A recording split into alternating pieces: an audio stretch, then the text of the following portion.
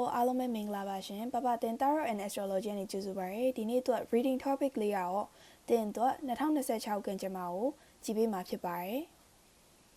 ဖောက်လေးရွေးရတာခက်မှာဆိုလို့ကြောက်လေးရေးထားပေးထားပါတယ်ဒီကက်လေးကိုသဘောကျတာပဲဖြစ်ဖြစ်ကြောက်လေးကိုသဘောကျပဲဖြစ်ဖြစ်ကိုနဲ့ energy ကြိုက်မယ်လို့ထင်တဲ့ဖောက်လေးကိုရွေးလို့ရပါတယ်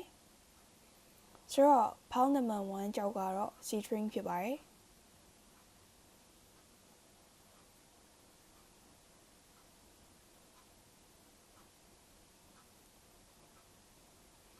ဖောက် number 2ကြောက်ကတော့ angel aura quest ဖြစ်ပါတယ်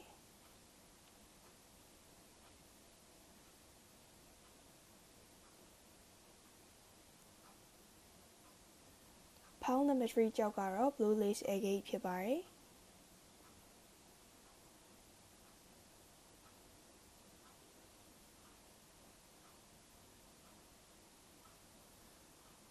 ဖောက်လေးရေမရွေးခင်မှာအသက်ပြင်းပြင်း3ခါလောက်ရှူစေချင်ပါတယ်ရှင်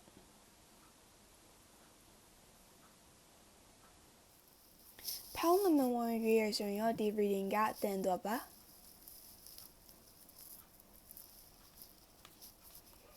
Big picture thinking, jump in, a new art. Pleiades energy, visionary, inspire ideas. So in ပထမဆုံးရရဲ့ energy အရာကခုလက်ရှိဖြစ်လာတဲ့ reality အခုလက်ရှိဖြစ်နေတဲ့အချိန်တွေရတဲ့အရင်တော့ကိုယ်ပန်နေဆုံးဖြတ်ထားခဲ့တဲ့ဆုံးဖြတ်ချက်ရဲ့အများစွာရဲ့ရလက်ပေါ့နော်ကိုစားပြုရဆိုတဲ့ကံမျိုးဖြစ်တယ်ပြီးသွားပြီဆိုရင်ကိုယ့်ဘက်ကနေအတွေး idea တွေအမြင် idea တွေကအရန်ကောင်းတယ်အဲ့ကောင်းတဲ့ idea တွေကိုယ့်ဘက်ကနေနေစဉ်နဲ့အမျှအောင်မြင်အောင်လုပ်ရမယ်တာဝန်လည်းရှိနေမျိုးမြင်တယ်တခုရှိတာကတခုကိုလုပ်လိုက်မယ်ကိုစူးစမ်းလိုက်ပြီဆိုရင်တခြားလူရဲ့အတွေးမြင်တာမျိုးသူများရဲ့အတွက်အဆင်ပြေပါမလားတခြားသူတွေအဆင်ပြေပါမလားသူတို့သဘောကျပါမလားသူတို့ရဲ့ခံစားချက်ရအောင်ဘယ်လိုမျိုးဖြစ်မှာလဲသူတို့ရဲ့အတွေးအမြင်ရအောင်ဘယ်လိုမျိုးဖြစ်မှာလဲဆိုပြီးတော့ဒီလူလေးရာလေအသွေးအရန်ကောင်းလို့တော့တခုဆိုရင်ပုံကြီးချဲ့ပြီးတော့မြင်နေကွာအဲ့တော့ကြောင့်ကျန်တဲ့လူရဲ့အသွေးမြင်မှာသူကထည့်ပြီးစဉ်းစားရမျိုးတွေပါဖြစ်လာတတ်တယ်အဲ့တော့သူတို့ကဘာဖြစ်လဲဆိုတော့စိတ်ပူလာတာမျိုးညာလို့ဖြစ်ပါမလားဆိုရဲတောက်လေးတန်တရားလေးဖြစ်တာမျိုးရှိတယ်ဆိုတော့အဓိကအရေးကြီးတာပေါ့နော်ကိုကကျန်တဲ့သူရဲ့အသွေးမြင်ကိုမစင်စားစေချင်ဘူးပြီးပြီဆိုရင်ကိုလှုပ်တဲ့အရာကိုဒါဒီဇိုင်းမတ်လှုပ်စေချင်တယ်ဒီ2025မှာကျတော့ကျန်တဲ့သူရဲ့အသွေးမြင်ကျန်တဲ့သူရဲ့ခံစားချက်ကိုဦးစားပေးခဲ့လို့ဒီကိုဖြစ်တဲ့လောက်မဖြစ်တာမျိုးကိုရီမန်းထားတဲ့လောက်မဖြစ်လာတာမျိုးကြီးဖြစ်တတ်တယ်ဒါပေမဲ့ဒီ2026မှာ is changing အဲ့ပြောင်းလဲလာပြီဘာပြောင်းလဲလာရမှာလဲဆိုတော့ကိုယ့်ရဲ့လမ်းကိုဖောက်ရမယ်ဒီလူတွေကလေကျန်တဲ့လူရဲ့အကူအညီမလိုဘဲနဲ့ကိုတိုင်ကိုကဥဆောင်နိုင်စွမ်းရှိတဲ့လူတွေလို့မြင်နေပေါ့နော်အဲ့ energy မျိုးရတယ်အထူးသဖြင့်ဒီမှာ jump in Andromedan energy adventure say yes to change ဆိုတော့ဒီလူတွေကကြောက် world power အရန်ကောင်းတယ်ဒီ world ဆိုရဲလှုပ်ချင်စိတ်လှုပ်ချင်ကိုင်ချင်စိတ်ကအရန်ကောင်းတယ် world power လေးကောင်းတယ်ပြီးသွားပြီဆိုရင်တခုခုဆိုရင် go with the flow လောက်ရမယ်ပြီးသွားပြီဆိုရင်တခုဆိုရင်ကိုမှလှုပ်ချင်တဲ့ idea ရများတယ်တခုဆိုမြင်လိုက်ပြီဆိုရင်တချို့တွေဆိုရင် detail မမြင်အောင်မှာဒီ person ဒီ power ရွေးလူရ detail ပေါ့အသေးစိတ်တွေကိုမြင်တယ်အကုန်လုံးကိုသူကခြုံငုံပြီးပြောနိုင်တဲ့လူမျိုးတွေမှာပါတယ်ပေါ့နော်ဆိုတော့တခုဆိုရင်ကိုကလှုပ်ချင်ပြီးမဲ့စိတ်ထဲမှာပြင်ဆင်ရအောင်မယ်ညာ perfect မဖြစ်သေးဘူးညာအခုချိန်ကြီး ready မဖြစ်သေးဘူးညာပြင်ဆင်ထားတာကိုအစင်သင့်မဖြစ်သေးဘူးဆိုရဲစိတ်များနေတော့ကိုမှဘယ်လိုပြောရမလဲအချိန်ဆွဲရမျိုးကျန်တဲ့လူတွေကြောက်တော့အချိန်ဆွဲရမျိုးဒီမှာကြောက်တော့အချိန်ဆွဲရမျိုးမဟုတ်ဘဲနဲ့အချိန်ဆွဲလို့ဖြစ်သွားတာမျိုးမြင်တယ်2025မှာ ready ဖြစ်အောင်စောင့်မယ် ready ဖြစ်တဲ့အချိန်ကျရင်လုပ်မယ်ဆိုပြီးတော့ပြောရင်းနဲ့အခု2026ထဲကိုဝင်လာတာမျိုးရှိတယ်အထူးသဖြင့်2025နှစ်ကုန်စရင်ဒီ2026မှာစရမယ့်ကိစ္စလေးပေါ်လာတတ်တယ်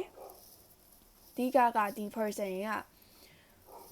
ကိုတိုင်းစမယ်ဆိုရင်အဲ့ ready မဖြစ်သေးတာမျိုးကြီးအသွေးများတယ်တန်တရားစိတ်များတာမျိုးကြီးရှိပြီးတော့ငါမလုပ်ရင်ကောင်းမလားငါရက်လိုက်ရမလား on and off yes and no အရှိသွားမလားအနောက်ဆုတ်ရမလားဆိုရတဲ့အသွေး on and off အသွေးလေးများနေရမျိုးရှိရယ်ဒါပေမဲ့ you're closer than you think okay ကိုယ့်ရဲ့ဒီ goal ကိုဖြစ်ချင်တဲ့ရည်မှန်းချက်ရာကိုထင်တာထားအောင်မှာကိုထပ်ပို့ပြီးကိုအတွက်ပို့ပြီးနီးကပ်နေရမျိုးဒီမှာလာပြီးမြင်တယ်ပြီးသွားပြီဆိုရင်ဒီ energy ရ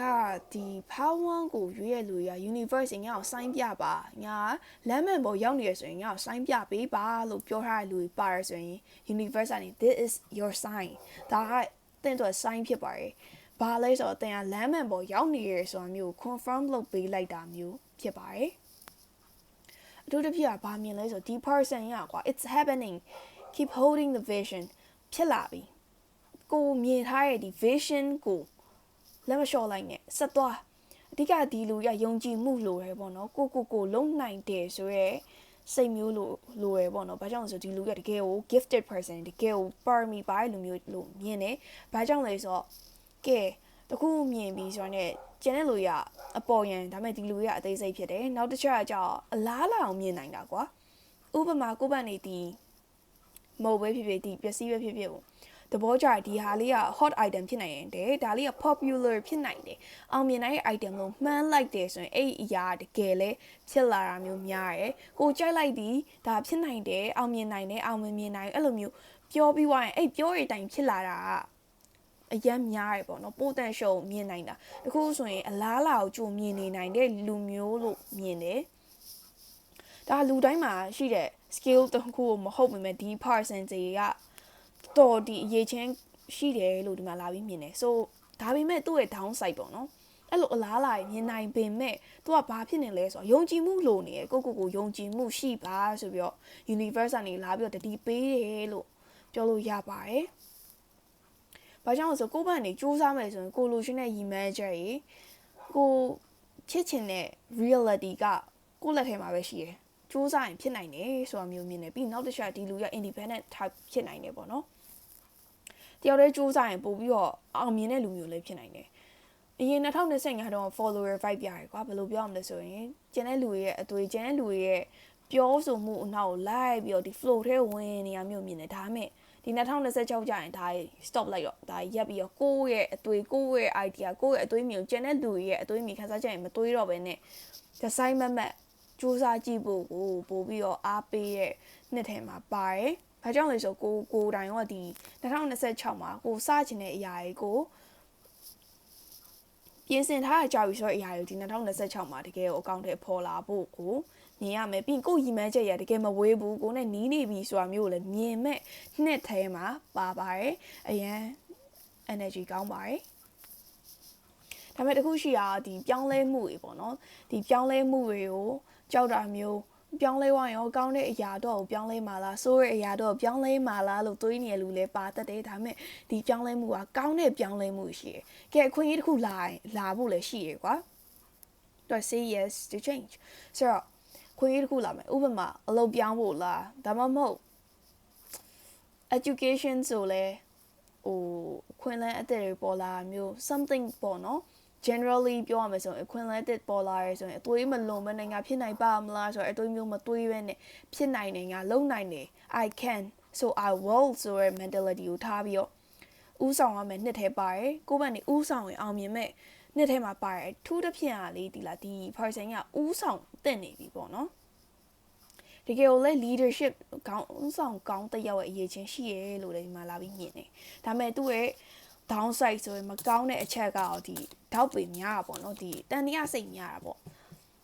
ဖြစ်နိုင်ပါမလားဆိုတော့အတွေ့ what if ဆိုရဲအတွေ့လေးများတာမျိုးမြင်တယ်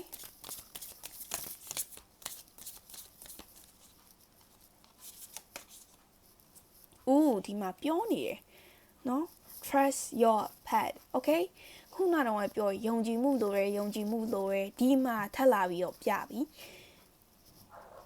if you knew you would be supported what would you do နင်ဒါပေါ့နော်တင်တာကို့အနောက်မှာ support လုပ်နေရဆိုတာကိုသိတယ်ဆိုရင်ဘာလုပ်မှာလဲအဓိကပြောချင်တဲ့ factor ကကိုရှောက်နေရလမ်းကိုယုံကြည်နဲ့ရှောက်စေချင်တယ်ဒါက universe ကပြောပြီးသားเนาะ sign ပြောရဘာလဲဆိုတော့သင်ဟာလမ်းမှန်ပေါ်ရောက်နေပါတယ်လမ်းမှန်ပေါ်ရောက်နေရဆိုတော့သိတယ်ပြီးရင်ဘာလို့ universe ကလဲ universe got your back okay ကိုယ့်ရဲ့အနောက်မှာ supporting ရှိနေပြီးသား ဆိုတော့တိလိုက်ပါဆိုရဲနမိတ်မျိုးကိုလာပြီးပြတာပေါ့နော်အဓိကကိုလုံးမယ်လို့ဆုံးဖြတ်ထားရအောင်2026မှာတကယ်ကိုလုံးလိုက်တော့လုံးရင်လေတကယ်ကိုပေါက်ရောက်မှုရှိမယ် effective ဖြစ်မယ်ထိရောက်မှုလည်းရှိမယ်အဆင်ပြေမှာလည်းဟုတ်တယ်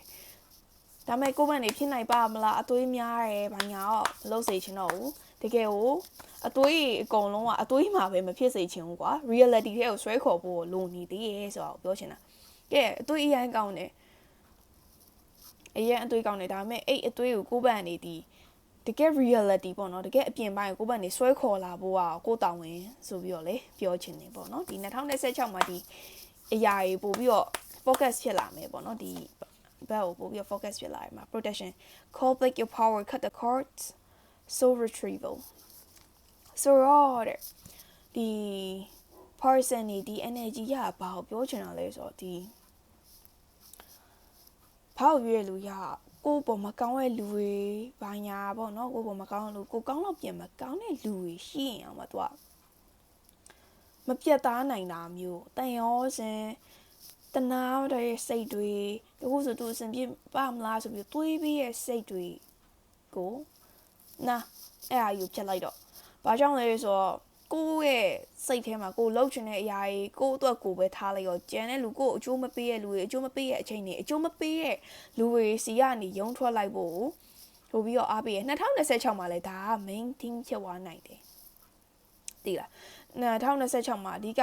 ကိုယ့်အတွက်ကိုပို့ပြီးလှုပ်ဖြစ်သွားမယ်နှစ်ထဲမှာပါအရင်နှစ်တုန်းကကိုသူများတွေအတွက်လှုပ်ပေးပြီးသွားပြီအများတွေအတွက်ခံစားပြီးသွားပြီဆိုတာမျိုးမြင်တယ်ဒါပေမဲ့ဒီ2026ကျရင် try to say no တကယ်လို့တခုခုကိုမလုပ်ချင်တဲ့အရာပဲဖြစ်ဖြစ်တစ်ဖက်လူကလုပ်ချင်တယ်ကိုကမလုပ်ချင်ဘူးဆိုတော့ကိုကလိုက်ရောပေးလိုက်တာထက်ဆိုင် no ငါမလုပ်ချင်ဘူးဆိုရဟာကိုပေါ်တင်ပြောလိုက်တာမျိုးကြီးလုပ်ပါ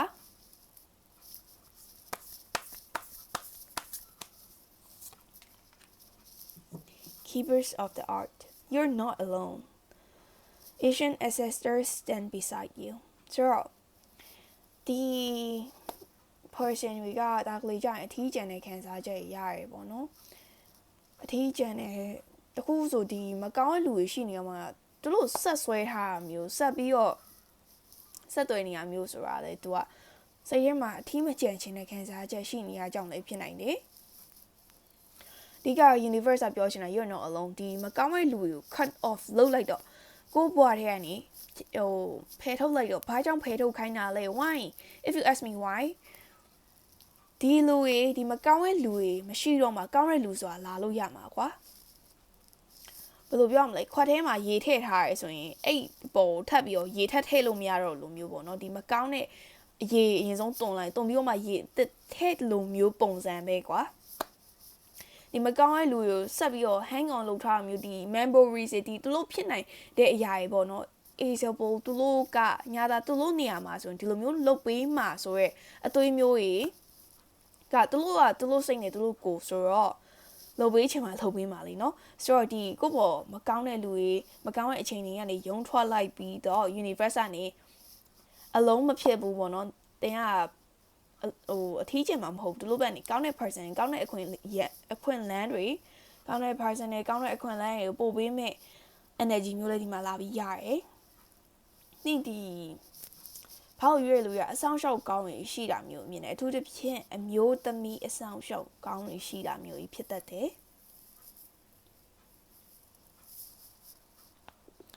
so တိုင်းရောသိကြည့်အောင်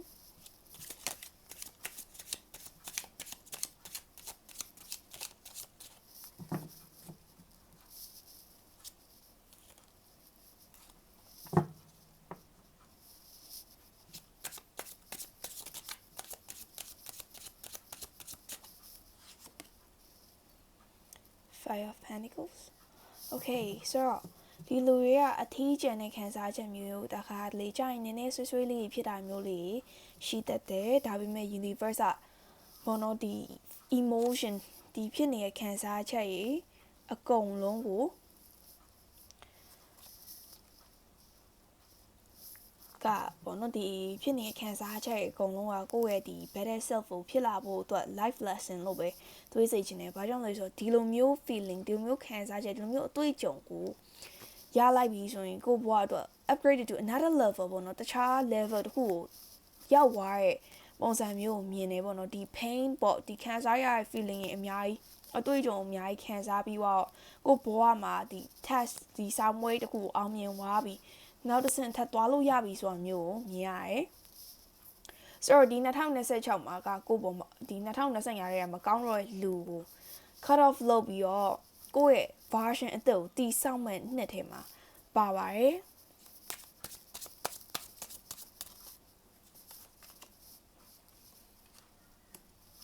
ကိုဘန်နေတာအဲ့ဆက်ဆံရေးကိုအရင်အဆင်ပြေစေချင်တာကွာဒီလားကိုဘန်နေအဲ့ဆက်ဆံရေးကိုအရင်အဆင်ပြေစေချင်လို့စူးစမ်းထားရဲအကောင်းဆုံးရင်စူးစမ်းရဲတစ်ဖက်လူနဲ့ကိုနဲ့အမြင်မတူအောင်မှကိုဘန်နေနိုးမပြောဘူးကွာကိုဘန်နေရနိုင်တော့အဆင်ပြေအောင်လိုက်နေပြီးရဒါပေမဲ့ကိုယ့်အတွက်အဆင်မပြေရဲ့ situation တခုဖြစ်လာတာမျိုးဖြစ်တဲ့ဒါပေမဲ့ဒီ2026ကျောင်းဒီကို stand up လုပ်လာတဲ့နှစ်ဖြစ်လိမ့်မယ်ကျန်တဲ့လူတွေရဲ့အသွေးမြင်သူတို့အဆင်ပြေလားမပြေလားထက်ဆိုင်ကိုအဆင်ပြေဖို့ပို့ပြီးတော့ရွေးချယ်လာနိုင်မယ်ကိုတီဆောက်လာနိုင်မယ်ကိုရဲ့ဒီ new version ကိုကာကွယ်လာနိုင်မယ်ပေါ့နော်ကိုကာကွယ်လာနိုင်မယ်ကိုတေးချာချာတီဆောက်နိုင်တဲ့ version တခုလို့မြင်တယ်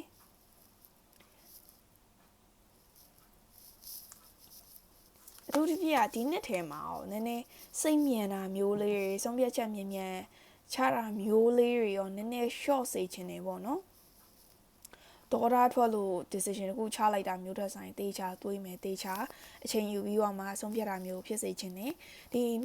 2026ရဲ့ team မှာအဓိကကြောင့်ကို stand up လုပ်တတ်ဖို့ universe ကနေသင်ပေးမှာပေါ့နော်ကိုအတွက်ကိုရက်တီတက်လာမယ်ကိုရဲ့ true skills တွေပေါ့ကိုရဲ့အရေးချင်းအစ်စ်တွေကို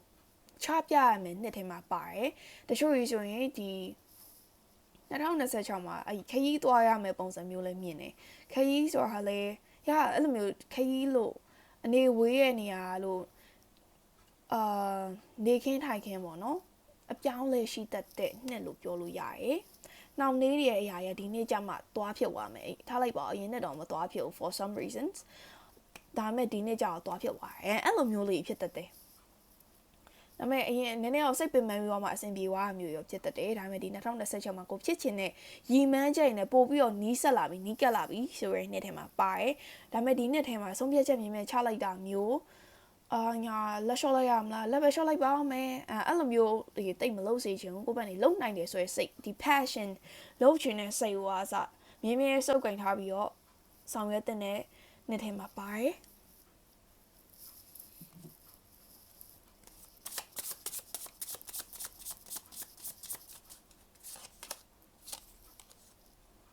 Weaver စီကိုရဲ့လမ်းကိုဖန်တီးယူရမယ်နှစ်ထဲမှာပါတယ်ဒီလူရအရင်နှစ်တွေတုန်းကကြောက် you go with the flow you go to fit in like ကိုကသူများနဲ့အဆင်ပြေအောင်သူများရဲ့လူမျိုးလိုက်နေတယ်သူများရဲ့လူမျိုးလိုက်သွေးရဲဆိုရလူမျိုးဒါမဲ့ဒီဖောက်ရွေးလူရအသွေးနဲ့အသွေးညံ idea တီထွင်စမ်းသပ်မှုကအရန်ကောင်းတယ်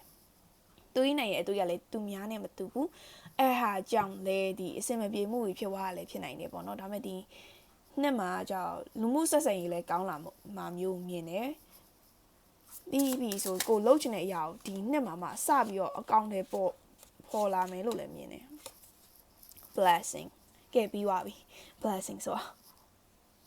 ကောင်းတဲ့အရာတွေ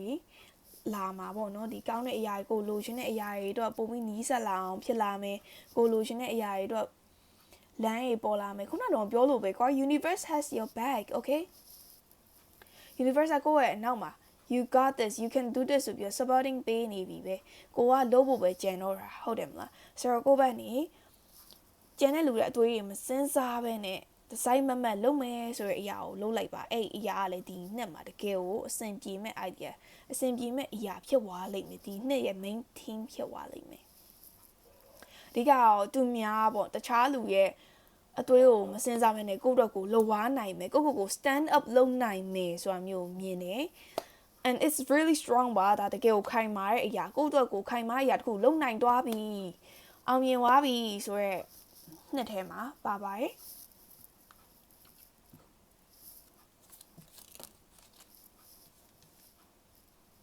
family wishes come true okay blessing ပြီးတော့ wishes come true okay မိသားစုနဲ့ပတ်သက်တဲ့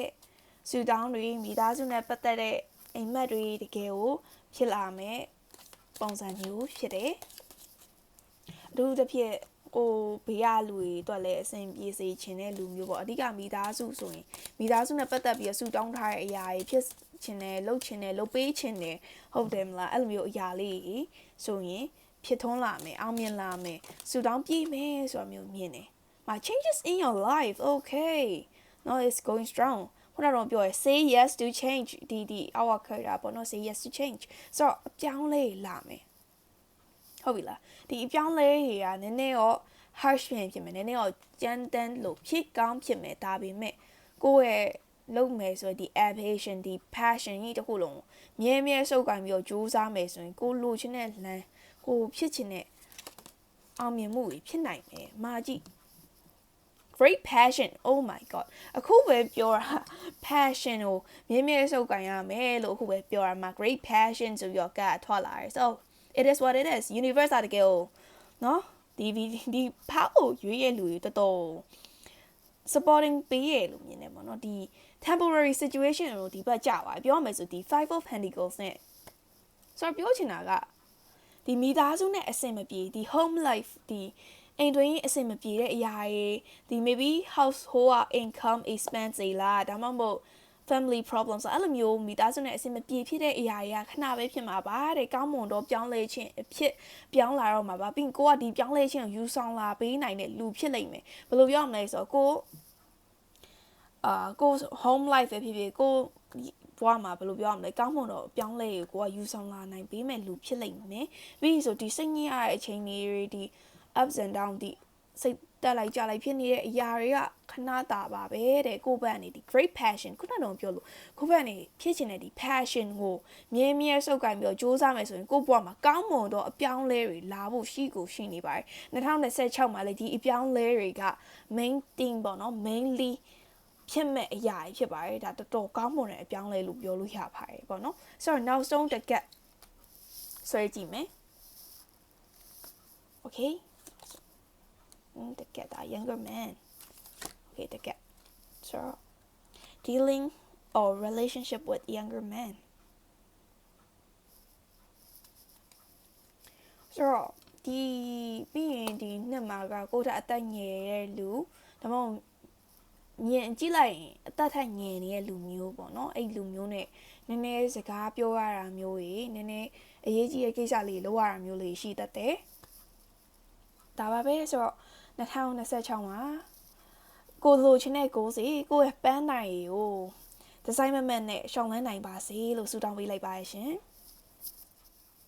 Pile number 2ရွေးရရှင်ရောဒီ reading ကတင်သွတ်ပါ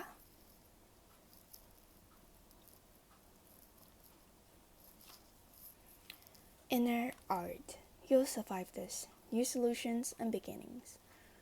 ဆိုတော့ဒီ2026မှာကပြောချင်တဲ့ message ပေါ့နော်အခုဆက်လာခဲ့ရတဲ့ message က2025အတွက်တကယ်ကိုစူးစမ်းခဲ့တဲ့နှစ်လို့မြင်ပါတယ်ဆိုတော့ကိုယ့်ဘက်နေတကယ်စူးစမ်းခဲ့တယ်ကိုယ့်ဘက်နေတော်တော်ကြိုးစားစားနဲ့ရှေ့ဆက်သွားထားတဲ့နှစ်လို့မြင်တယ်ပြီး2026မှာ up down တွေများတယ်ပေါ့နော်အသက်ကြရင်များတယ်စိတ် PC ရတဲ့ကိစ္စလေးရှိခဲ့တယ်ဒါမဲ့ဒီ2026ကြာရင်ပြီးသွားပြီပေါ့နော်ဒီကိုယ့်ဘက်နေစိတ်ပင်ပန်းရတဲ့အရာတွေကိုယ့်ဘက်နေ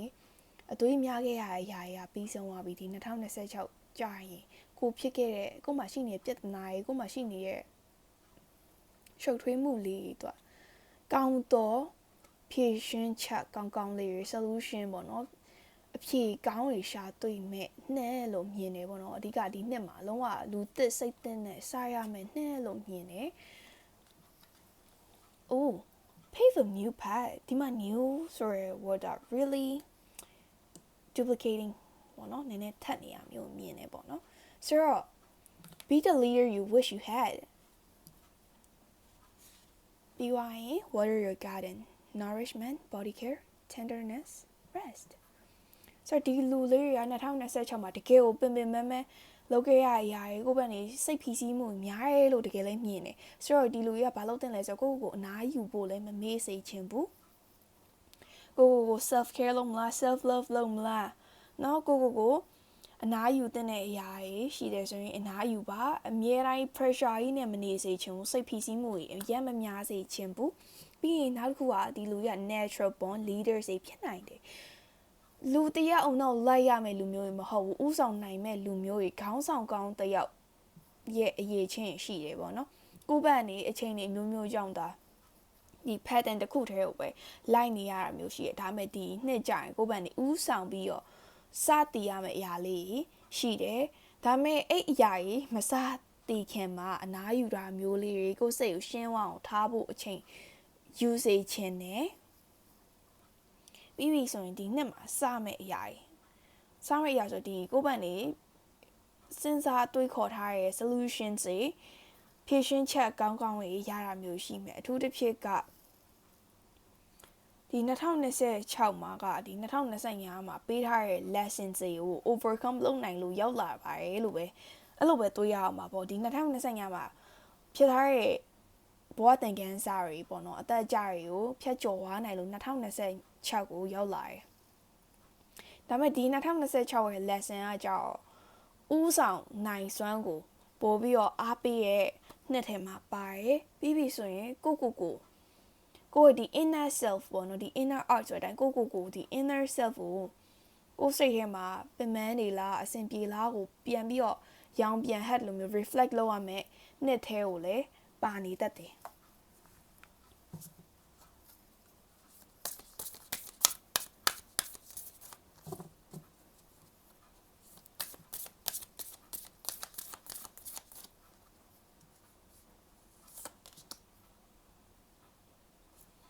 ကဲဒီမှာပြီးပါပြီဒီကမချင်း Star Mother How can you mother yourself ဒီမှာကြည့် self care self love ကိုဘယ်လိုမျိုးနှွေးထွေးမှုပေးနိုင်လဲကိုဘယ်လိုမျိုးပြုစုနိုင်လဲဒီနှစ်ကအဓိကကိုအဆင်ပြေအောင်ကိုယ့်ရဲ့စိတ်ထဲမှာစိတ်ကျဉ်တတ်မှုရှိအောင်စိတ်ဖိစီးမှုမရှိဘဲနဲ့စိတ်ပျော်ရွှင်မှုရှိအောင်ပို့ပြီးတော့ universe ကလုပ်ပေးမဲ့နှစ်ထဲမှာပါတယ်အဓိကအဖြေကို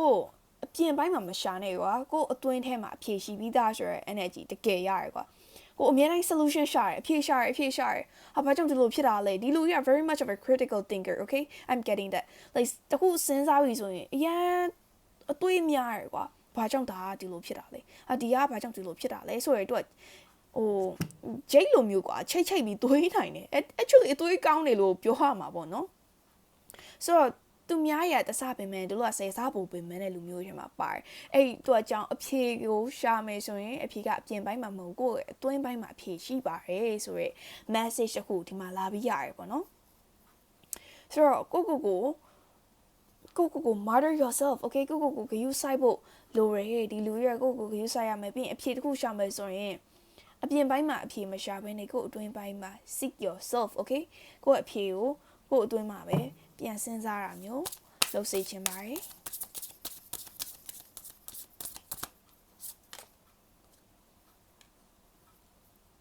Okay, a star mother and a grandmother of Jesus. So, seeding the light, laying foundations, divine plan. So,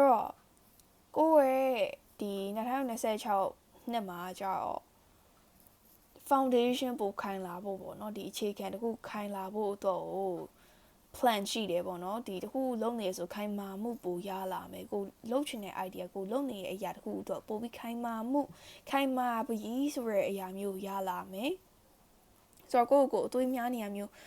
စိတ်ပူပန်မှုတွေရှိတယ်ဆိုဒီ2025မှာပြီးသွားပြီ it's gone ပြီးသွားပြီဒီ2026မှာကျတော့ကိုအတွက်ဘယ်လိုစိတ်ချမ်းသာအောင်နေမလဲကိုရဲ့ဒီ version ကိုပြန်ပြီး use ဆိုင်ဖို့တော့ပို့ပြီးတော့ဖြစ်လာမဲ့နှစ်ထဲမှာပါတယ်ပြီးရင်ကိုယ့်ဘက်နေစူးစမ်းနေတဲ့အရာတွေပေါ့နော်ကိုယ့်ဘက်နေ foundation ပိုခိုင်လာမယ်ကိုယ့်ဘက်နေလုံးနေတဲ့အရာတွေတော့ပို့ပြီးတော့အခြေခံခိုင်လာမယ်ဆိုတာမျိုးမြင်နေ there we go align your life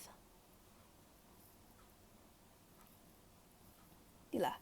တခုဖြစ်ပြီးဆိုရင်ကိုယ့်ရဲ့အတွင်းပိုင်းကိုမစဉ်းစားအောင်အပြင်ပိုင်းကအရာတွေကိုအဲ့လိုဝင်းဆက်ပုံစံနဲ့တွားတယ်ပြင်စဉ်းစား ပြီးသွားပြီဆိုရင်စိတ်ပင်ပန်းနေအဲ့လိုမျိုးဖြစ်နေတယ်ဒီက what is not aligned or need to change ဘာပြောင်းလဲဖို့လိုနေလဲကိုဘွားမှာကိုနေဘယ်ခီးမကိုက်ဘူးလေခီးမကိုက်အရာတွေကနေဘယ်ပြောင်းလဲရမလဲတချို့ကြီးကြောက်ကွာအဆင်ပြေလို့တော့ choose လုပ်ထားတယ်အဆင်ပြေလို့တော့ရွေးချယ်ထားတဲ့အရာရှိတယ်ဒါပေမဲ့ကိုတိုင်းနဲ့လည်းကိုက်ညီမှုရှိလားဆိုတော့အရင်မရှိနေရမျိုးမြင်နေအဲ့အရာတွေကဒီနှစ်မှာပြောင်းလဲတော့မယ်ဟုတ်ပြီလားအဲ့အရာတွေကဒီနှစ်မှာပြောင်းလဲဖို့ဖြစ်လာတတ်တယ်ဒီကကိုကထားလိုက်ပါအေးဆိုဖို့တခုပြောပြရမလဲမဲဆိုရင်တော့ညားဆိုတာတော့ရေကူးကျွမ်းတယ်မြောက်ဆိုတာတစ်ပင်တက်တာကောင်းတယ်ဟုတ်တယ်မလားဆိုတော့အဲ့ညားကိုတစ်ပင်တက်ခိုင်းတယ်ဆိုရင်ဒီညားကဘယ်လိုတက်မှာလဲဟုတ်တယ်မလားဆိုတော့ဒီညားကသူ့ရဲ့နယ်ပယ်ဖြစ်တဲ့ဒီရေကန်ထဲကိုတွားရင်ဒါသူ့တော့အကောင်းဆုံးလိုမျိုးပဲအခုလက်ရှိကညားကိုတစ်ပင်တက်ခိုင်းလို့ဖြစ်နေတဲ့ situation ဖြစ်နိုင်တယ်ကိုနဲ့မကိုက်ညီတဲ့အရာတခုစူးစမ်းနေရရင်းနဲ့စိတ်ပင်ပန်းရတာဖြစ်တဲ့ဒီနှစ်မှာじゃကိုနဲ့ကိုက်ညီတဲ့အရာကိုတွေးအောင်ရှာရမယ်နှစ်ထဲမှာပါတယ်ကိုနဲ့ကိုက်ညီသွားရင်အမှကိုလိုရှင်နဲ့ဒီ foundation ဟုတ်တယ်မလားကိုလိုရှင်နဲ့ခိုင်မာမှုကိုလိုရှင်နဲ့စိတ်လုံခြုံမှုတွေရမယ်နှစ်ထဲမှာပါတယ်အဓိကကိုတိုင်းကဘာနဲ့ကိုက်ညီရလဲကိုနဲ့ကဘယ်အရာကိုက်ညီတာလဲဘယ်အရာကိုတို့အကျိုးပေးလဲဆိုတော့ဒီနှစ်မှာလုံးဝပေါ်လွင်မဲ့နှစ်ဖြစ်လိမ့်မယ်ဒါဆိုရင်ကိုယ့်ဘက်နေဒီမှာအပြောင်းလဲရောလာနေပြီကောင်းတဲ့အပြောင်းလဲရောဖြစ်လိမ့်မယ်ကိုနဲ့ကိုက်ညီတဲ့အရာတစ်ခုစီကိုရောက်လာတော့မှမျိုးမြင်တယ်အဲ့အတွက်ကြောင့်ကိုအရင် PR ပေးရမျိုးကို pressure ပေးတာမျိုးမလုပ်ဘဲနဲ့ကိုလည်းအဲ့လို gratitude ဖြစ်အောင်ပေါ့နော်ကျေးဇူးတင်ပါတယ် I'm grateful to myself အဲ့လိုမျိုးပုံစံလေးနေစေချင်ပါတယ်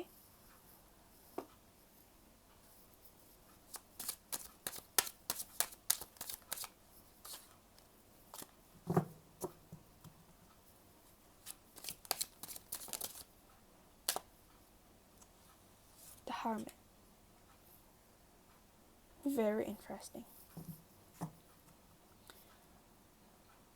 the person ရလေတလား energy ရပြောမယ် the vibe that I'm getting from this ကဘယ်လိုမျိုးလဲဆိုတော့ခုဖြစ်လာပြီဆိုရင်သူများကိစ္စဆိုရင်သူကပါပေးရယ်ဝိုင်းကူညီပေးတာမျိုးရှိရယ်ဝိုင်းပူပေးရယ်ဝိုင်းဖြည့်ရှင်းပေးရယ်ဒါပေမဲ့သူတို့ကိစ္စကြောက်သူတို့မလို့မှမပြောဘူးတယောက်ပဲကြိတ်ပြီးတော့ feel ဖြစ်တယ်ပေါ့တယောက်လည်းကြိတ်ပြီးတော့ခံစားရတဲ့လူမျိုးတွေမှာပါတယ်တခုဆိုထုတ်မပြောဘူးလုံးဝအရင်ဘယ်လိုပြောရမလဲတိပါတာတိကွာဒါပေမဲ့သူကိုယ်တိုင်ကထုတ်ပြောဖို့အရင်ခက်တဲ့လူမျိုးတွေမှာပါတယ်ပေါ့နော်အဓိကဒီနှစ်မှာ self reflection is the key word here ကိုအဖြေကိုရှာမယ်ဆိုရင်အပြင်မှာမရှာနဲ့ကိုယ့်ရဲ့လိုချင်တဲ့အဖြေကကိုယ့်အတွင်းမှာပဲရှိတယ်ဆိုတော့ main message ကိုရတယ်ဒီနှစ်က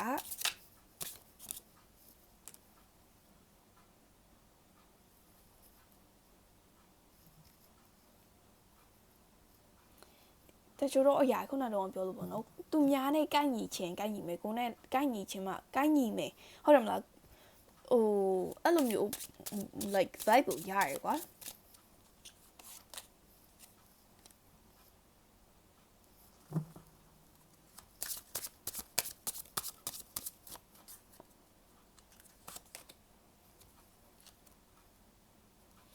ဆိုတော့ the vibe here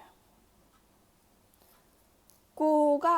စူးစမ်းနေရတဲ့အရာကကိုနဲ့ align တိတ်မဖြစ်ဘူးလို့ဒီမှာခံစားရကိုနဲ့ကိုက်ညီနေရလို့မခံစားရဘူးပေါ့နော်ဒီမကိုက်ညီတဲ့အရာကိုကစူးစမ်းရဟုတ်တယ်ဒီလူကတကယ်ကိုအဲ့ဒါကြီးကျူးဖို့ကောင်းတယ်ပေါ့တကယ်ကိုစူးစမ်းရလူမျိုးတွေမှာပါတယ်ဘယ်နေရာရောက်သူတို့ရအောင် adapt လုပ်တယ်ရအောင်အဲ့နေရာနဲ့ရအောင်စူးစမ်းပြီးနေရလူမျိုးတွေပေါ့နော်ဒါပေမဲ့ဒါကကိုနဲ့ကကြောက်တိတ်ပြီးတော့ကီးကြိုက်တယ်လိုက်ညီရပေါ့လိုက်ရောညီထွေးမှုရှိရဲလို့မမြင်ဘူးဆိုတော့ကိုယ့်ရဲ့ဒီ skills တွေကိုယ့်ရဲ့အရေးချင်းကိုလုံးနိုင်စွမ်းအားဒီ level ကိုစူးစမ်းရတဲ့ level ထဲမှာမချပြနိုင်တာမျိုးလေးဖြစ်တတ်တယ်အဲ့အရာကြောင့်လည်းကိုယ့်ဘက်နေမျောလင်းချက်ပြောက်တာမျိုးငါဖြစ်နိုင်ပါမလားလုံးနိုင်ပါမလားဆိုပြီးတော့ဒီအတွေးနဲ့ဒီမျောလင်းချက်ရှိတယ်ဒါပေမဲ့အဲ့မျောလင်းချက်တော်တော်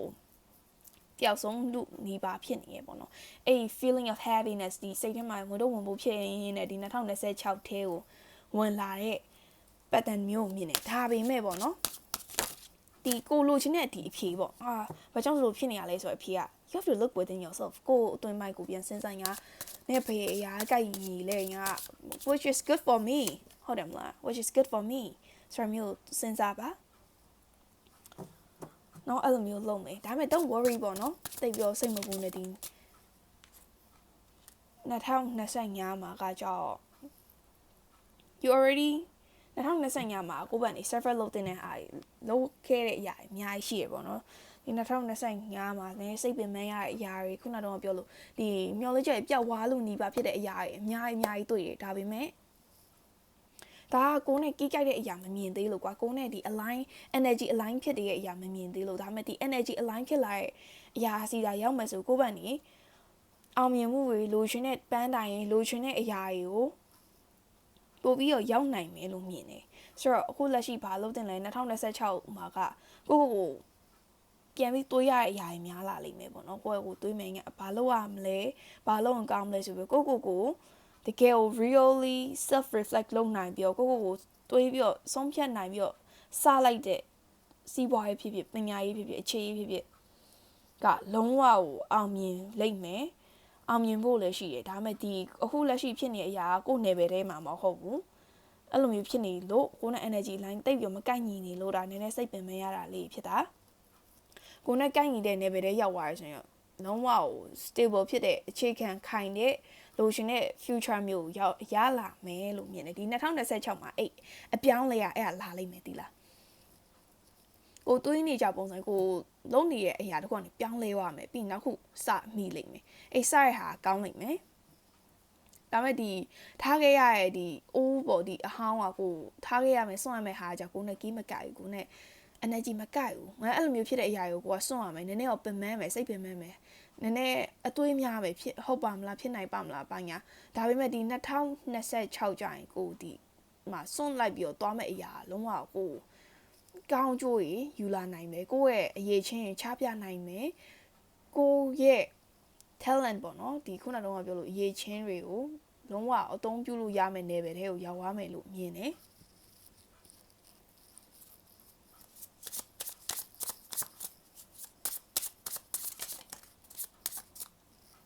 foresight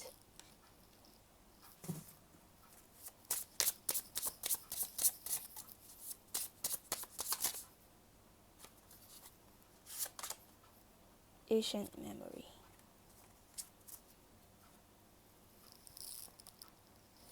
ဆိုတော့ဒါကဒီကိုဖြစ်ချင်တဲ့အရာတွေထဲမှာက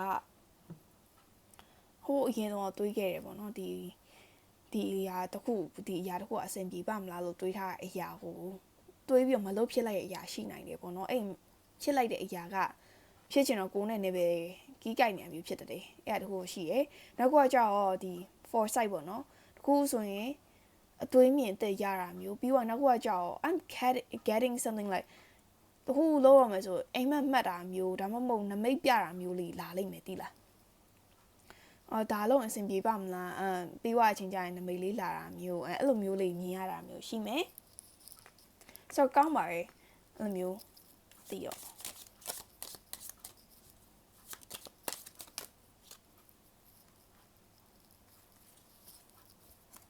do something risky taking a chance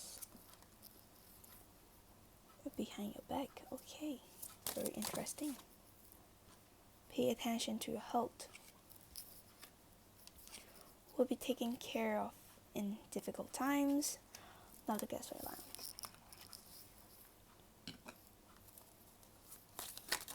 oh don't get okay so ဒီလေးကအရင်ဆုံးပြောမယ်ဆိုတော့ကိုယ့်ဘက်နေဒီ changes of plans ကိုယ့်ဘက်နေအပြောင်းလဲတစ်ခုလုပ်ချင်တယ်ဟုတ်တယ်မလားအပြောင်းလဲတစ်ခုလုပ်မယ်ဆိုတော့အရာတွေကိုဘေးရလူ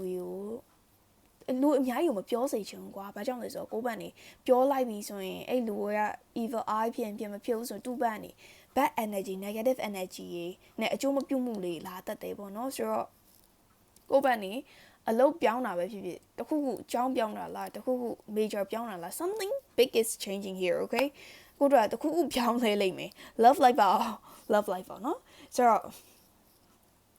ဟိုပြောင်းလဲရမျိုးရှိမယ်ဒီကိုအကျိုးမပေးတော့တဲ့အချိန်ကြီးလို့လူတွေနေရာတွေကနေရုံးထွက်ပြီးတော့အခွင့်အရေးတစ်ခု risk တစ်ခုယူလိုက်ရကွာစွန့်စားလိုက်တယ်ကွာတခုစွန့်စားပြီးတော့လိုရမျိုးရှိတယ်ဒါပေမဲ့အဓိကခုနကတော့ပြောလို့စိတ်ဖိစီးမှုများတော့ကိုယ့်ရဲ့ကျန်းမာရေးကိုဂရုစိုက်ဖို့လိုတယ်ပြီးပြီဆိုရင်ကိုယ့်ဘက်နေခက်ခဲနေတဲ့အချိန်မှာဆိုလဲစိတ်မပူနဲ့ဂရုစိုက်ပြီးရဲ့လူတွေဂရုစိုက်မဲ့အကြောင်းအရာလေးပေါ်လာတတ်တယ်ပေါ့နော် ဘွားမှာဘယ်တော့မှဟိုးအောက်ထိကြာသွားရဆိုမျိုးမရှိဘူးကိုအမြဲတမ်းတခုခုအနောက်ကနေ backing support တခုရှိနေတဲ့ energy မျိုးရရပေါ့နော် opportunities are waiting for you misunderstanding murder and clear thinking okay ဆိုတော့အခွင့်အရေးရောလာနေပြီဒီမှာအခွင့်အရေးတကားကြီးရလာနေပြီဒါပေမဲ့ဘာဖြစ်လဲဆိုတော့တခုဆိုရင်ခုနကတော့ပြောလို့တေချာမစင်းစားတာအမျိုးကြီးတေချာမစင်းစားတာမျိုးကြီးရှိတယ်ဆိုတော့တခုလုံးမယ်ဆိုရင်လုံးမယ်ဒါပေမဲ့ဘာကိုဘယ်ကနေစမလဲမသိဘူးခိုင်မာနဲ့တေချာဆုံးဖြတ်ဖို့လိုတယ်။ဘာကြောင့်လဲဆိုတော့ဒီအခွင့်အရေးဆိုတာလေကိုယ့်ဘက်နေစွန့်စားမှုတစ်ခုယူမှပဲလာမဲ့အခွင့်အရေးမျိုးဖြစ်တယ်။မဟုတ်ဘူးဆိုရင်ဒီ old pattern အတိုင်းလုံးနေကြပုံစံတိုင်းပဲဆက်ဖြစ်နေအောင်ပါ2025အတိုင်း2026မှာဆက်ဖြစ်နေအောင်ပါဒါပေမဲ့အဲ့လိုမဖြစ်ချင်တော့ပြောင်းလဲချင်တယ်ကောင်းတဲ့အရာအတွက်ပြောင်းလဲချင်တယ်ဆိုရင်ဒီမှာစွန့်စားရမယ့် risk ရှိသွားပြီပေါ့နော်ပြီးဆိုရင်ဒီမှာ what I getting ကကိုယ့်ဘက်နေထားလိုက်ပါအလုပ်ပြောင်းတာဖြစ်ဖြစ်တခုခုပြောင်းမယ်ဆိုရင်ဘေးကလူတွေတိတ်မပြောစေချင်ဘူးကိုလုံးမယ်ဆို plan တွေကိုလုပ်ပြီးမှသာတိပါစေမလုပ်ခင်မပြောစေချင်ဘူးဘာကြောင့်လဲဆိုရင်သူ့ဘက်နေအထင်လွဲစရာလေးတွေအထင်လွဲစရာအကြောင်းလေးတွေဖြစ်ပေါ်လာအောင်ဖြစ်တတ်တယ်ဖြစ်ပေါ်လာတာမျိုးလေးဖြစ်တတ်တယ်ဆိုတော့ကိုယ့်ဘက်နေတေချာအချိန်ယူမယ်စဉ်းစားမယ်ပြီးတော့မှ decision တခုကြီးကြီးမားမားချရမယ်နှစ်ထဲမှာပါတယ်ဆိုတော့2026ကလုံးဝ decision ကြီးကြီးမားမားချရမယ်နှစ်ထဲမှာပါသွားပြီ so this reading ကနည်းနည်း Trump နည်းနည်းကြည့်လိုက်မယ်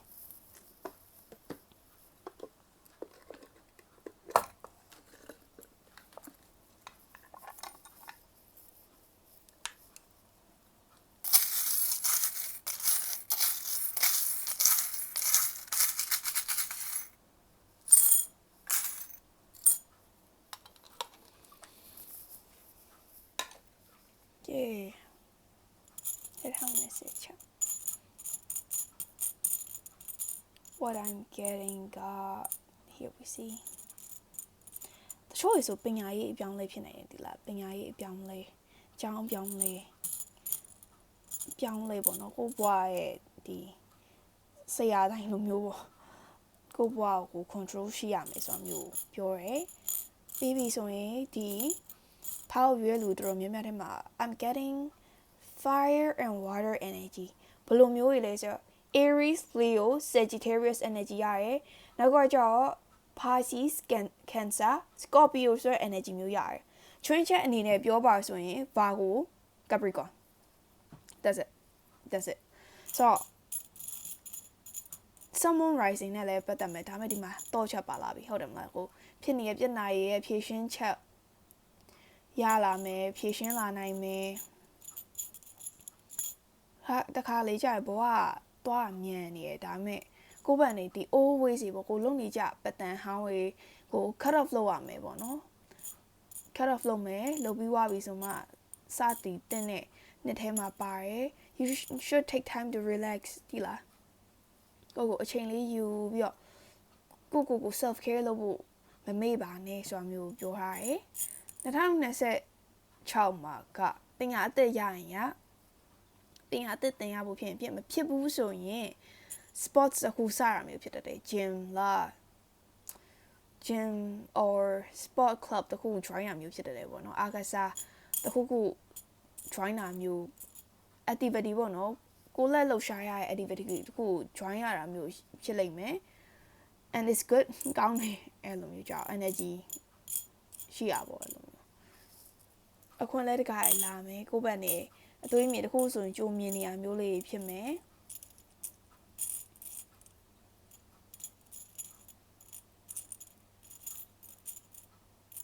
အိုးပတ်တန်လေးရောချိုးဖောက်ရမယ်ပေါ့နော်ပြီးရင်တချို့ဒီ2026မှာဟို glow up ဖြစ်လာမျိုးမြင်နေပေါ့နော်အခြေရေးအောင်လူတွေ့တာမျိုးလေးလာမယ်မထင်မှတ်ထားတဲ့အချိန်မှာတွေ့ရမျိုးရှိမယ်တွေ့ခဲ့ဒီရှိတော့အဲ့လိုမျိုး Aries Leo Sagittarius Cancer Scorpio Pisces အဲ့ vibe ခုနကတော့ပြောရချင်းချင်းနဲ့ခု Virgo နဲ့ Capricorn အဲ့လိုမျိုးယာတီကွင်လေးပေါ်လာမျိုးမြင်တတ်တယ်စမွေလာလေးရှိမယ်တချို့ဆိုရင်ပို့ပြီးတော့ကြည့်ကောင်းလာတာမျိုးပေါ့နော် for me rose is something like that attractive ဖြစ်လာပိုပြီးကြည့်ကောင်းလာတယ်ဆိုတဲ့ feeling မျိုးလည်းရတယ်ပေါ့နော်ဆိုတော့2026မှာကိုယ့်ရဲ့ရည်မှန်းချက်ကြီးကိုယ့်ရဲ့ပန်းတိုင်ကိုကောင်းစွာရှောင်လန်းနိုင်ပါစေလို့ဆုတောင်းပေးလိုက်ပါရှင်ဒီဖောက်ရွေးဆိုရင်ဒီ reading ကတင်တော့ပါ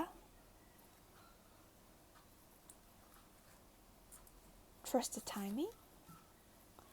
the golden children and the weight of the world so trust the timing so ဒီဖောက်ရွေးလို့ရတခုဆိုရင်လောနေရမျိုး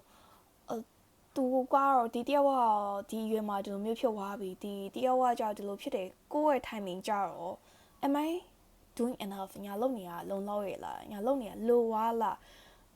ညာပဲအချိန်မမီတော့ဘူးလားဆိုရယ်စိတ်ထဲမှာအဲ့စိတ်ပူပင်မှုလေးများတယ်ဒီအခုဆိုကြည့်2025ပြီးသွားပြီ2026ရောက်လာပြီညာဒီ2026ကျရင်ဘယ်လိုမျိုး effective ဖြစ်အောင်ဘယ်လိုမျိုး productivity ကောင်းနဲ့လောက်ရမလဲဆိုရယ်အမြဲတမ်းတွေးနေရမျိုးနည်းနည်း worry များတဲ့ type လို့မြင်နေပေါ့နော်နည်းနည်းအတွေးများတဲ့ type လို့မြင်နေဒါပေမဲ့တခုပြောချင်တာကကိုယ့်အတွက်အချိန်ဆိုတာကုန်သွားရဆိုမျိုးမရှိဘူးကိုစူးစမ်းနေတွေးရအောင်သူ effective ဖြစ်နေရလို့ပဲမြင်နေပြီး universe ကနေပြောချင်တာကိုယ့်ဘက်နေအဲ့လိုတွေးပူနေမဲ့အစားတခုခုတာချပြီးတော့တခုတာချရေးရပဲဖြစ်ဖြစ်တခုခုအကောင့်ထဲပေါ်ဖို့အတွက်ခြေလမ်းလေးစလိုက်တာမျိုးပို့ပြီးဖြစ်စေချင်တယ်ဆိုတဲ့ vibe မျိုးရတယ် the golden children okay ဒီ person တွေကကြောက်ဒီ poultry ကိုရွေးလူတွေတော်တော်များများတော့ rare gifts သူများနဲ့မတူဘဲနဲ့ထူးခြားနေတဲ့အရေးချင်းတွေပါလာတယ်အဲ့အတွက်ကြောင့်ကိုယ့်ဘက်ကနေတောက်ဖြစ်တာမျိုးရှင်းနိုင်ပါမလားသူများနဲ့ရှင်းလိုက်လည်းမတူပြန်ဘူးလုံးနိုင်ပါမလားဆိုရဲအတွေး idea တွေကကောင်းရတာနဲ့အဲ့လိုဖြစ်နေတတ်တယ်အဓိကကြောင့်ကိုယ့်ရဲ့ idea ကိုယ့်ရဲ့ creative self ပေါ့နော်ဒီ creative ဖြစ်တဲ့အရာတွေ idea တွေကိုယ့်ရဲ့လုပ်မယ်ဆိုရယ် project တွေကိုစတင်ပြီးတော့လုပ်စေချင်တယ်ပြီးပြီဆိုတော့သူများနဲ့ရှင်းလိုက်ရင်ငါဒီလောက်မလုပ်နိုင်ဘူးလားငါဒီလောက်အဖြစ်မရှိဘူးလားဆိုပြီးတော့ကိုဖိနှိပ်တဲ့ energy မျိုးဒီမှာလာပြီးရတယ်ပေါ့နော်ကိုဖိနှိပ်တဲ့ငါဒါမလုပ်နိုင်ဘူးလားဘာဖြစ်တယ်ညာဖြစ်တယ်ဆိုတော့ကိုယ့်ရဲ့ဒီ inner child ကပါနည်းနည်းစိတ်ဖိစီးမှုများလာတယ်ပေါ့နော်ကို positive self talk ပြန်လုပ်စေချင်တယ်ပေါ့နော်ကိုလုံနိုင်တယ်ကြိုးစားအဆင်ပြေတယ် I love myself ဘာညာပေါ့အဲ့လိုမျိုးအားပေးအောင်မြောက်ပဲလုပ်စေချင်တယ်ဘာကြောင့်လဲဆိုတော့သူများရဲ့ရှင်လိုက်တိုင်းကိုယ့်ရဲ့ timing ကိုက blame လုပ်တာမျိုးစိတ်အလိုမကျတာမျိုးလေးဖြစ်တတ်တယ်ပေါ့နော်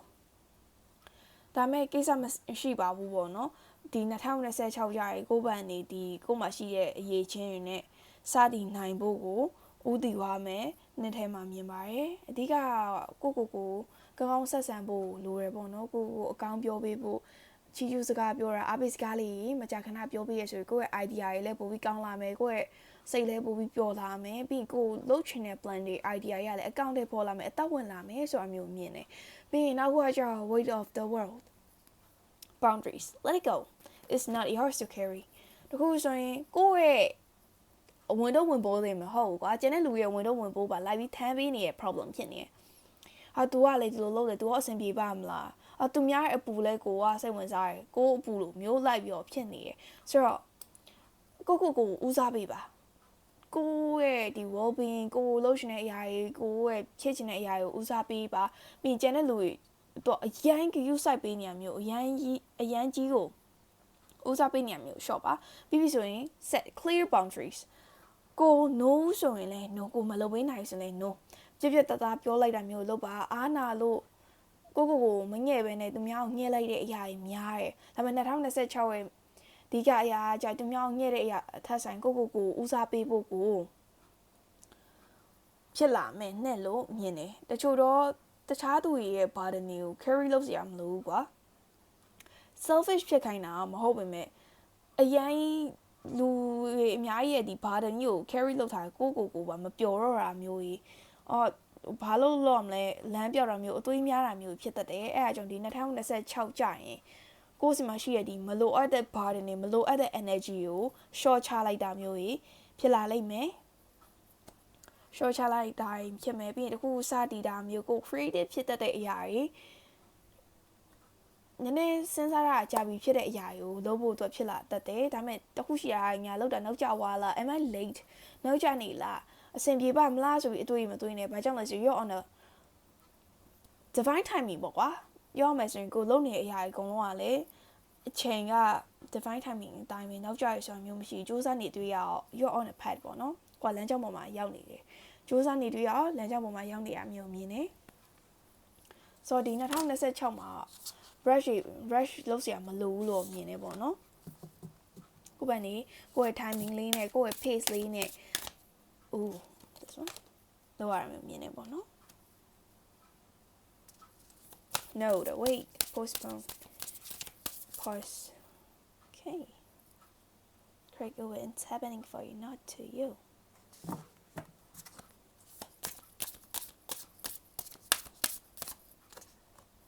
take a break okay this makes so much sense okay so the no say no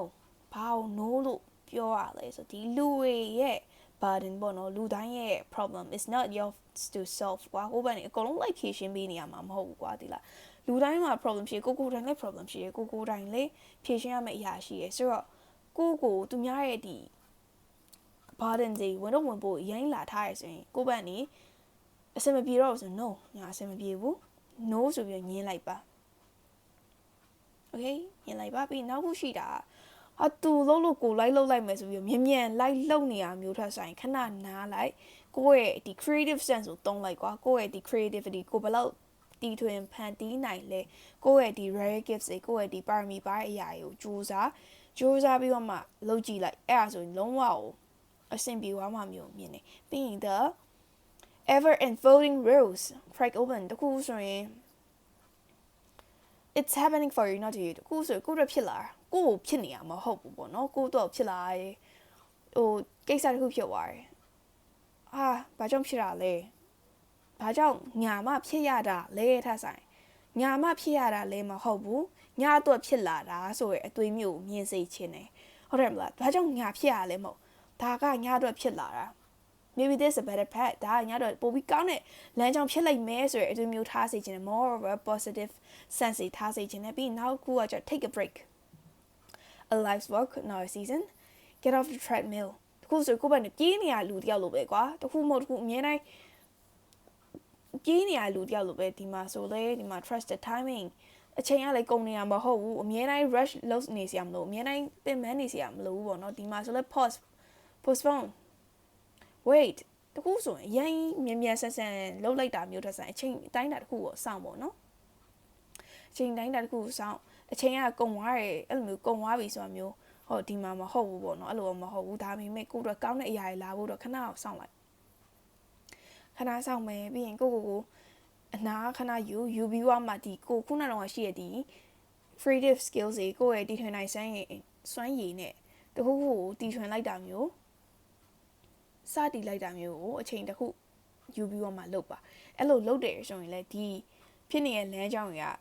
ကိုဖြစ်နေရမဟုတ်တင့်ကိုလာပြီးဖြစ်နေရမျိုးမဟုတ်တင့်တော့ဖြစ်လာတဲ့လမ်းကြောင်းလေးဆိုတာကိုစပြီးတော့မြင်လိမ့်မယ်ဒီ2026ကအဓိကကတော့ဒီ2025မှာလည်း struggle လုပ်တယ်စူးစမ်းရဲအဲ့လိုပြေးလာလူတယောက်လိုပဲမြင်နေကွာဒီလားဒီ2025ရဲ့အနောက်မှာလည်းပြေးနေမှာပေါ့ဆိုတော့ဒီလိုပြေးလာအချိန်တစ်ခုကရှိနေတော့ဒါပေမဲ့2026ကျရင်ပြေးဖို့မဟုတ်တော့ဘူးဒီနှစ်ကျရင်ပြေးရအောင်မဟုတ်ဘူးဒီနှစ်ကျရင်ခဏငြိမ်ပြီးတော့ speed လေးတစ်ခုနဲ့ဒီငိမ့်တဲ့ speed တစ်ခုနဲ့သွားမယ်နှစ်ဖြစ်နေတယ်ဒီအရင်တော့ပြေးခဲ့ရတဲ့အရာတွေအကုန်လုံးကလည်းတင်မဖြစ်နေရမဟုတ်ဘူးတင်တော့ဖြစ်နေတာဆိုရဲအရာကိုဒီ universe ကနေပြောမဲ့ဒီ universe ကနေပြမဲ့နှစ်ထဲမှာပါတယ်ပေါ့ဆိုတော့ကိုယ့်ဘက်နေအများတိုင်း if you feel like you're rushing like ကိုယ့်ဘက်နေအရင်စိတ်မြန်နေရအရာတွေငါဒါမလုပ်မဖြစ်တော့ဘူးဆိုရယ်စိတ်ပိုင်းညာတွေတိတ်မထားတော့ပဲနဲ့ relax ခဏစိတ်လျှော့လိုက်ပြီးရင်သူများရဲ့အပူတွေသူများရဲ့စိတ်ဖိစီးမှုအရင်စိတ်ထဲမှာမထားနဲ့ရောကိုယ့်အတွက်ကိုအချိန်ထားလိုက်မယ်ပြီးပြီဆိုရင်ကိုယ့်အတွက်ကိုဘာလုပ်ရင်ကောင်းမလဲဆိုရအောင်ဒီ pause လုပ်ထားတဲ့အချိန်နားနေတဲ့အချိန်မှာပြန်တွေးမယ်တွေးပြီးတော့မှလမ်းတိုင်းကိုသွားစေချင်တယ်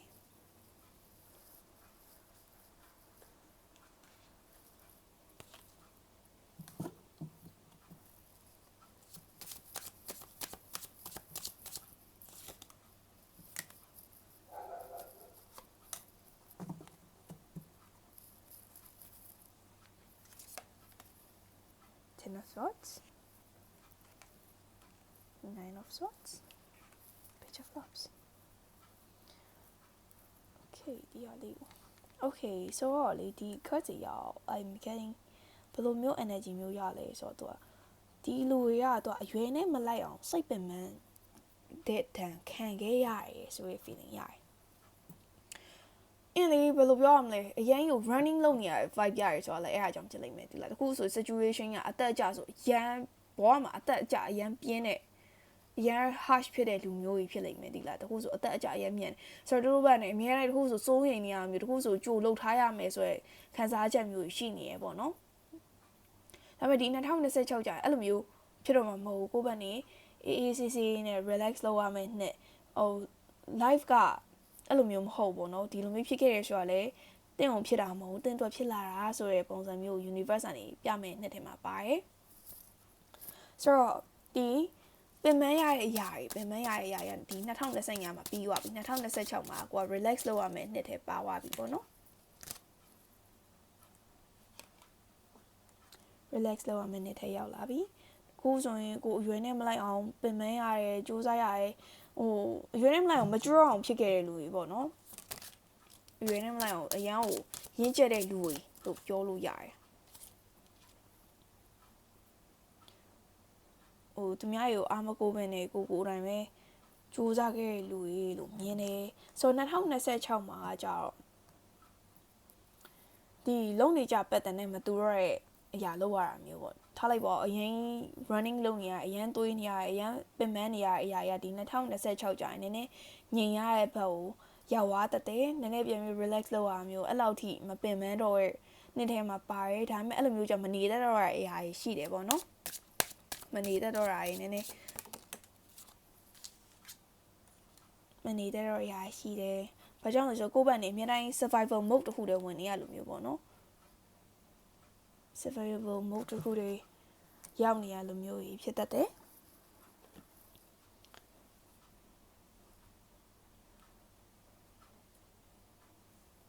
ဒီ2026မှာသူများရင်လည်းကိုကအသွေးမတူအောင်မျိုးသူများရဲ့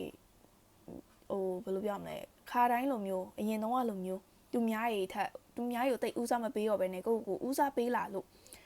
အဆင်မပြေတော့တဲ့ဆက်ဆံရေးဆိုရင်အဲ့ဆက်ဆံရေးကကိုအကျိုးမပေးရဆက်ဆံရေးလို့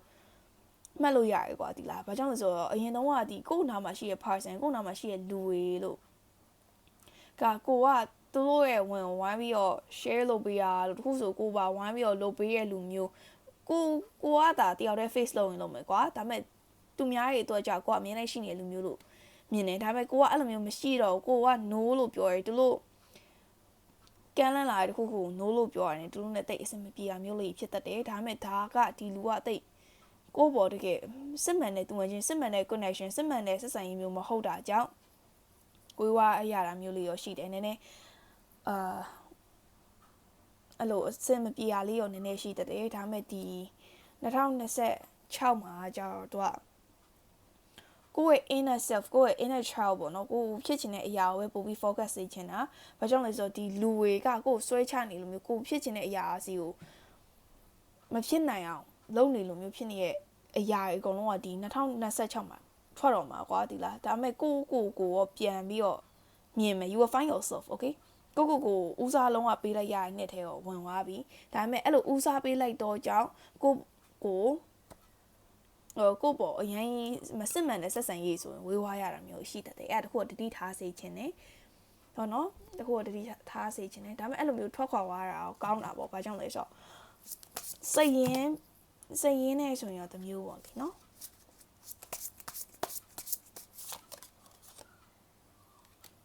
acceptance အဲ့လိုပေါ့လက်ခံလိုက်ကြရတဲ့အရာလေးရှိတယ် inner peace ဒါပဲအမှthe answer ကအဖြေရဒီမှာပဲသူကကိုယ့်ရဲ့စိတ်တွင်းငြိမ်းချမ်းမှုကိုရွေးချယ်လိုက်တယ်ကိုရွေးချယ်လိုက်တဲ့အချိန်မှာကိုမဟုတ်ဘူးနေကိုရွေးချယ်ရမှာမဟုတ်နေငါ့ကိုရွေးချယ်ရမယ်ဆိုရယ် situation တွေလူတွေအနေထားတွေအချိန်တွေကနေရုံးထွက်လိုက်တဲ့အချိန်မှာကိုတော့ပြန်မြင်သွားမယ်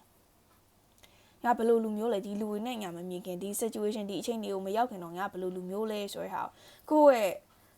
စစ်မှန်တဲ့ပုံစံကိုပြန်ရှာတွေ့မယ်ပြီးရင်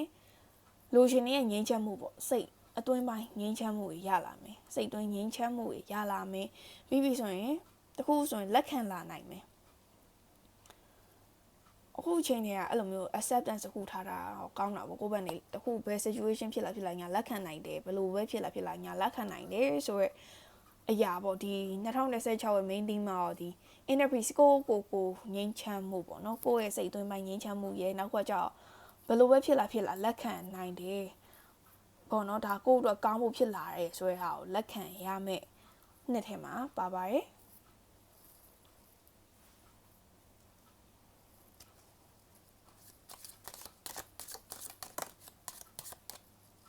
September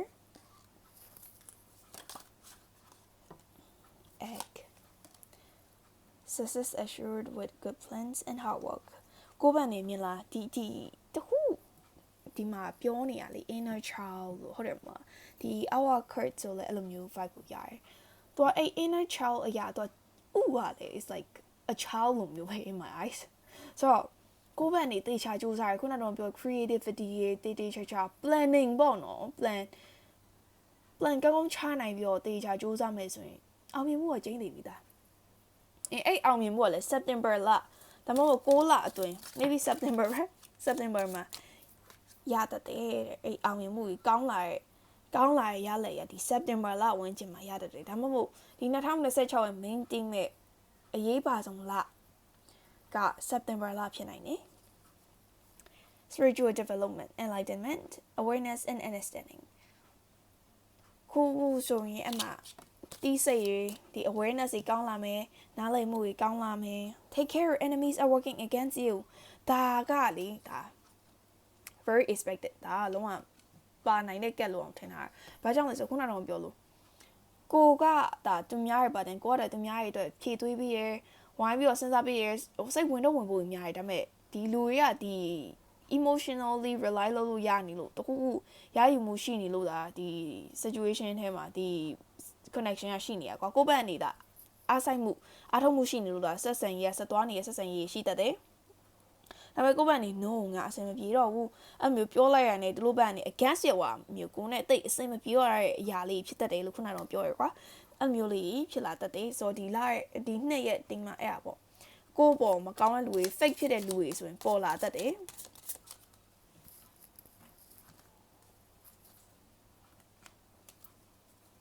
fake ဖြစ်တဲ့လူလေးဆိုရင်ပေါ်လာတဲ့ okay that's it my 3 cards are fly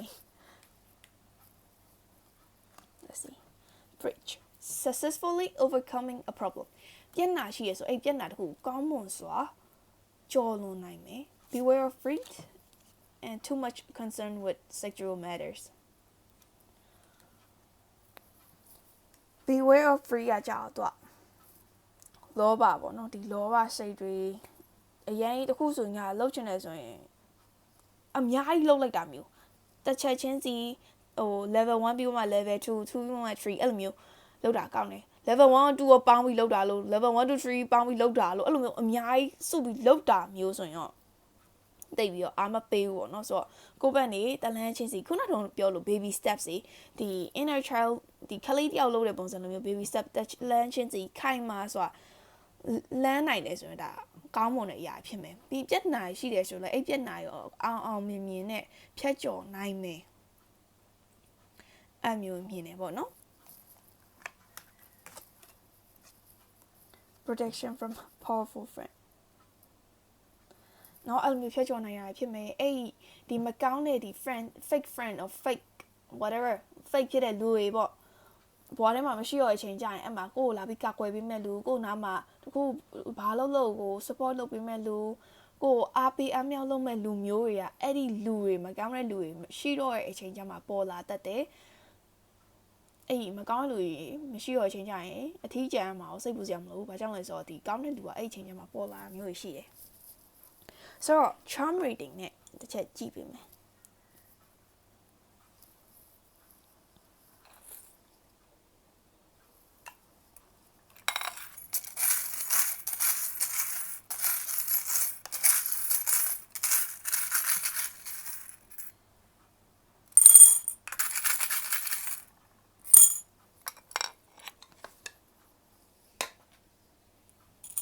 โอ้ Oh my god Taurus ဟာနှစ်ခု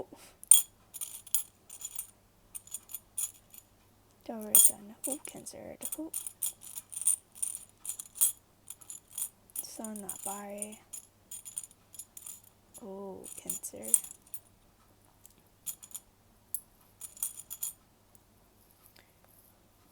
maybe ဒီ video ကိုဒီ reading ကိုဒီ file ကိုရွေးရလူတွေတော်တော်များထဲမှာ Taurus တွေများတာလို့ Cancer တွေများတာလို့ဖြစ်နိုင်တယ်ဆိုတော့ Art sign ပြောဆိုရင် Capricorn Virgo Taurus Cancer Scorpio Pisces ဆိုရယ် water sign ပေါ့နော်ဒီ sign တွေထဲမှာများနိုင်တယ် water and art sign များနိုင်တယ် twin chat အနေနဲ့ပြောဆို Sagittarius နဲ့ Leo ကို twin chat အနေနဲ့ပြောချင်တယ်တော့ကျွန်မချင်းသိပါနေရောလေဘယ်လိုပြောပြမင်းနောက် twin chat တခုဆိုရင် Aquarius ပေါ့နော် Aquarius ရယ် Leo ရယ် Sag ရယ်အဲ့ဒါ twin chat ကျန်တဲ့ဟာ water sign and earth sign rapid oh ဒီ2026မှာကိုစီလာရဲ့ဒီဟိုတခုဆိုကိုပို့ပြီး stand up လုပ်လာနိုင်မယ်ပေါ့နော်ကိုပြန်ဘယ်လိုပြောပြရမလဲရက်တီလာနိုင်ရဲ့လူမျိုးတွေမှာမြင်တယ်ပြီးပြီဆိုရင်တချို့ဆိုရင်ဒီနှစ်ထဲမှာကို glow up ဖြစ်ဖို့အတွက် gym သွားတာလားနော် gym သွားတာလားကိုပို့ပြီးကြည့်ကောင်းလာအောင်ကိုယ့်ရဲ့ body shape တွေကြည့်ကောင်းလာအောင်အားကစားတစ်ခု join တာလားအားကစားတစ်ခုလုပ်တာလား work လုပ်တာလားအဲ့လိုမျိုးလေးဖြစ်လာတတ်တယ်ပြီးရင်နောက်ခုပြောလို့ baby steps တွေပြောရတဲ့အတိုင်းမှာတတော့တခုဆိုမြင်မြင်လောက်เสียမလို့ဘူးကွာမြင်မြင်လောက်เสียမလို့ဒါဆိုယုံနဲ့လိတ်လीကွာဒါဆိုတော့ပုံမြင်အတိုင်းပေါ့ဒီယုံကမြန်တိုင်းအဲ့လိတ်ရမြန်နေစရာမလိုဘူးကွာကိုခြေလန်းတဖြည်းဖြည်းချင်းစီတေချာခိုင်မာစွာနဲ့လမ်းနိုင်တယ်ဆိုရင်လည်းပြောလို့မရအောင်ယုံဝါမှ तू ကနိုင်ွားခဲ့တာပဲဟုတ်တယ်မလားဒီ story ထဲမှာမှဆိုတော့သူများတွေကမြန်လိုက်တာဒီယုံညမြန်လိုက်တာညာလည်းယုံလို့မြင်ပြေးရမယ်ဆိုတော့ကိုကလိတ်လေဆိုတော့ဟိုကိုယ့်ရဲ့ divine timing အတိုင်းပဲကိုသွားစေချင်တယ်ဆိုတော့ vibe လေးဒီမှာလာပြီးရတယ်ပြီးဒီမှာ show လေးဆိုရင်ဒီ show ပါတယ်ဆိုတော့ကို protect လုပ်စေချင်တာမျိုးပေါ့နော်ကိုယ့်ရဲ့ဒီ inner child ကနုညံ့တယ်ဟုတ်တယ်မလားဒီမကောင်းတဲ့ negative person နဲ့အရန်ရော့မဆက်ဆံစေချင်ဘူးပြီးပြီဆို no ဆိုရရပြပြတတာပြောလိုက်ပါကိုမလုပ်ချင်တဲ့ရဆိုရင် no ငါဒါနဲ့တိတ်အဆင်မပြေဘူးဆိုတာမျိုးပေါ်နေပြောလိုက်တာမျိုးလို့ဖြစ်စေချင်တယ်ပေါ့နော်ပြီးပြီဆိုရင်ရေရှည်အမြင်တွေပေါ့နော်ဒီလုံရင်းနဲ့မှကောင်းတဲ့ရေရှည်အတွက်အမြင်တွေရလာတတ်တယ်တချို့တော့ရကြောက်ဒီမှာတစ်ပင်လေးနှစ်ခုကွာတစ်ပင်ကအမှန်တိုင်းပြောရင်သူကကြာရယ်ကွာဒီလား time အရာပြောဆိုရင်ဒီတစ်ပင်ကကြာရယ်ဒါမဲ့ခိုင်မာရယ်ကွာတစ်ပင်ကြာရယ်ဒါမဲ့ကြီးလာဖို့ကကြာရယ်ဒါမဲ့သူကခိုင်မာမှု energy ရရယ်ပြီးမှဒါလေးဆိုရင် sun ကွာ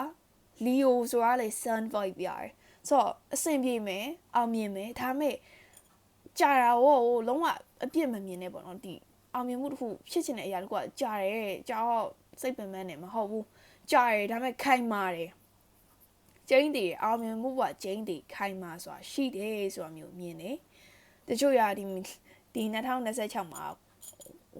အသေးပုံလေးပါတယ်ဆိုတော့အချစ်သက်မြင်တာပဲဖြစ်ဖြစ်လူသက်မြင်တာပဲဖြစ်ဖြစ်အခြေရေးမှာရောနည်းနည်းစမ်းပွင့်တာမျိုးလေးပါတယ်ပေါ့နော်ဘာကြောင့်လဲဆိုတော့ show နဲ့ဒီ love နဲ့တာပေါင်းလိုက်မယ်ဆိုရင်ရော my vibe အရာတော့